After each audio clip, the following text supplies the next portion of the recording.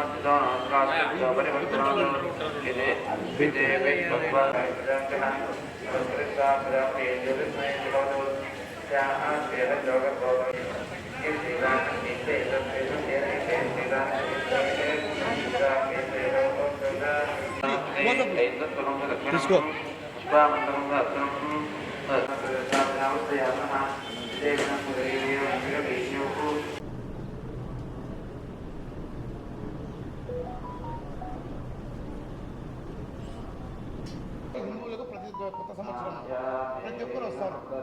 వాళ్ళతో కలిసిమెలిసి 10 నిమిషాలు కూర్చొని ఫ్రెండ్షిప్తో మాట్లాడి వెళ్తుంటాం. ప్రతి సంవత్సరం వస్తాము.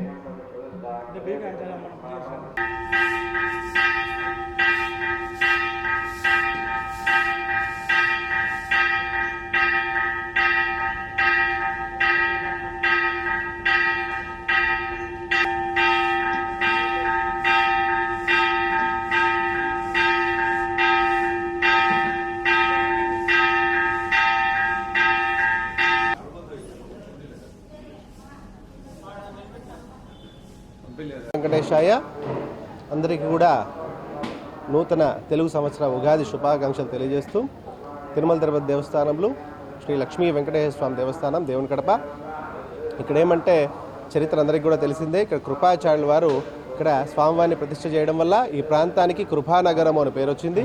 అది కాలక్రమేణా కృపావతి కురప కడపగా చేంజ్ అయింది.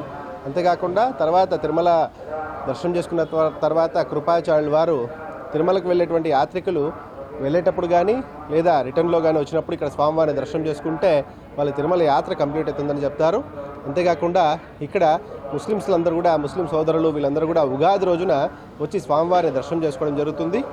ఇక్కడ బీబీ నాంచారి మా ఇంటి పాప, అంతేకాకుండా స్వామివారు మా ఇంటి అల్లుడు అనేసి అందరూ కూడా వచ్చి ఇక్కడ స్వామివారిని దర్శనం చేసుకుని వారి ముక్కుబడులన్నీ కూడా తీర్చుకొని వెళ్ళడం జరుగుతుంది. ఇది ఆనవాయితీగా చాలా సంవత్సరాలుగా కూడా ఇదే విధంగా జరుగుతూ వస్తుంది.